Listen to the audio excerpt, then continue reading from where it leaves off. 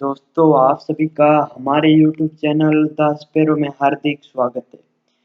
यदि आपने इससे जस्ट पहले वाला वीडियो देख लिया है तो ये वीडियो आपकी समझ में आसानी से आ जाएगा। आपको शायद याद होगा कि इससे जस्ट पहले वाले वीडियोस में हम किस टॉपिक के बारे में चर्चा कर रहे थे। मैं आपको फिर से बता देता हूँ कि हम कंपैरेटिव और सुपरलेटिव डिग्री के बारे में चर्चा कर रहे थे और इससे जस्ट पहले वाले वीडियोस में हमने रूल नंबर 1 के बारे में पढ़ लिया था। मैंने आपसे प्रॉमिस किया था कि मैं आपके लिए हर एक रूल कंपैरेटिव और सुपरलेटिव डिग्री से जो जुड़ा होगा उसके बारे में मैं आपको खुलकर जानकारी दूंगा। और रूल नंबर 1 क्या था मैं आपको फिर से बता देता हूं कि रूल नंबर 1 यह कहता है कि कुछ एडजेक्टिव्स जिनके पीछे वाई नहीं होता है तो उनकी कंपैरेटिव डिग्री बनाने के लिए हमें उसके पीछे ईआर जोड़ना पड़ेगा, तभी कंपैरेटिव डिग्री हमें प्राप्त होगी। और रूल नंबर 1 सुपरलेटिव डिग्री के बारे में क्या कहता है, ध्यान से सुनिए कि कुछ एडजेक्टिव्स जिनके पीछे वाई नहीं होता है उसकी सुपरलेटिव डिग्री बनाने के लिए हमें उसके पीछे ईएसटी जोड़ना पड़ता है, तभी सुपरलेटिव डिग्री बनेगी। तो ये तो था रूल नंबर 1, जैसे फाइन, फाइनर, फाइनेस्ट।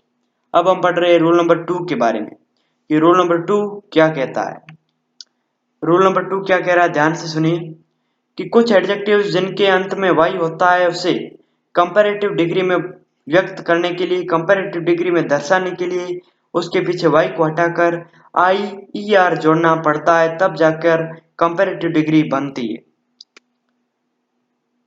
अब यदि रूल नंबर 2 सुपरलेटिव डिग्री के बारे में क्या कहता है, ये यदि हमें जानना है तो ध्यान से सुनिए कि रूल नंबर 2 के अनुसार कुछ एडजेक्टिव्स जिनके अंत में वाई होता है उसे सुपरलेटिव डिग्री में व्यक्त करने के लिए उसके पीछे वाई को हटाकर हमें आईईएसटी जोड़ना पड़ेगा, तभी सुपरलेटिव डिग्री बनेगी।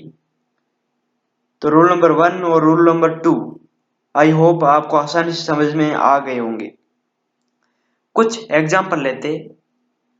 इजी, इजी एक एडजेक्टिव है। अब हमें इससे एक और एडजेक्टिव बनाना है, इसलिए हम इसकी कंपैरेटिव डिग्री लेते हैं। तो रूल नंबर 2 यहाँ पर लगेगा क्योंकि इसके पीछे वाई आया हुआ है। तो कंपैरेटिव डिग्री के लिए रूल नंबर 2 क्या कहता है, यही कहता था कि वाई को हटाकर हमें आई ई आर जोड़ना है तो बन जाएगा इजेर, अर्थात कंपैरेटिव डिग्री बन जाएगी और एक और नया एडजेक्टिव भी बन जाएगा। मैंने आपको पहले भी बता दिया है कि किसी एडजेक्टिव के कंपैरेटिव और सुपरलेटिव दोनों डिग्रियां एक नए एडजेक्टिव का निर्माण करती है।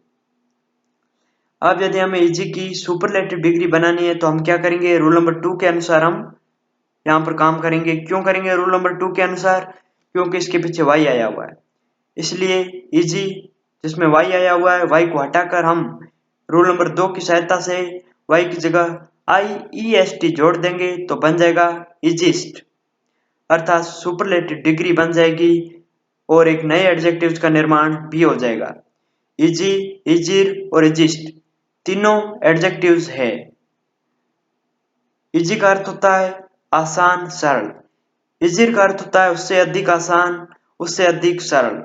इजिस्ट का अर्थ होता है सबसे अधिक आसान, सबसे अधिक सरल। अब हम रूल नंबर 2 का एक और एग्जांपल लेते हैं। फनी, फनी का अर्थ होता है मजाक। फनीर का अर्थ होता है उससे अधिक मजाक। फनिस्ट का अर्थ होता है उससे सबसे अधिक मजाक। तो यहाँ पर हमें फनी को कंपैरेटिव डिग्री में व्यक्त करना है। किसमें, कंपैरेटिव डिग्री में। तो हम क्या करेंगे, वाई को हटाकर इसके पीछे आई ई आर जोड़ देंगे तो हमारी कंपैरेटिव डिग्री बन जाएगी।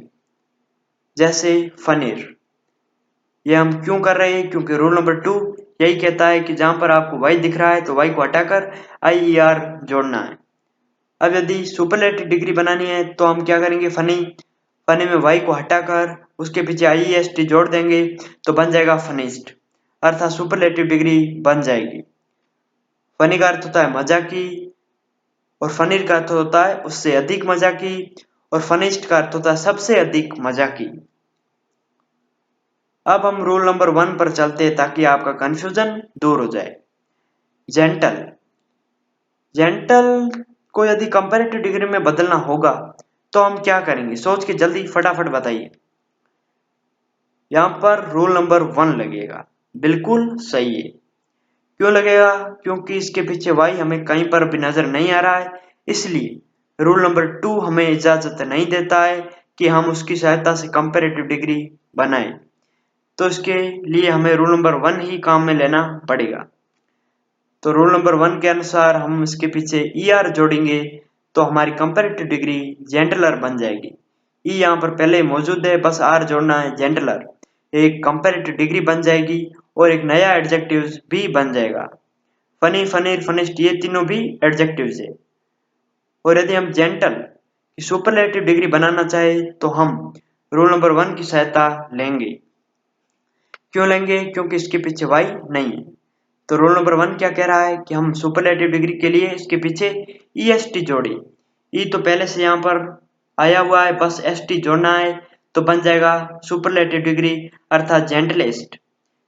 जेंटल का अर्थ होता है सज्जन, जेंटलर का अर्थ होता है उससे अधिक सज्जन और जेंटलेस्ट का अर्थ होता है सबसे अधिक सज्जन। तो दोस्तों अब तक मैंने आपको कंपैरेटिव और सुपरलेटिव से जुड़े हुए 2 नियम बता दिए। एक तो फिर से बता रहा हूँ ER वाला किसके लिए? कंपैरेटिव के लिए। और दूसरा IER कौन से एडजेक्टिव्स के लिए? जिनके पीछे y आया है। और किस डिग्री के लिए? कंपैरेटिव डिग्री के लिए।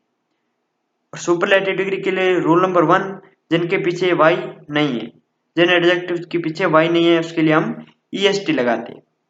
और रूल नंबर 2 जिन एडजेक्टिव्स के पीछे y है तो सुपरलेटिव डिग्री किस प्रकार बनेगी? y को हटाकर IEST लगाने से। तो दोस्तों आई होप आपको बड़ी आसानी से समझ में आ गया है कि हम क्या कहना चाहते हैं, किस टॉपिक के बारे में हम चर्चा कर रहे हैं।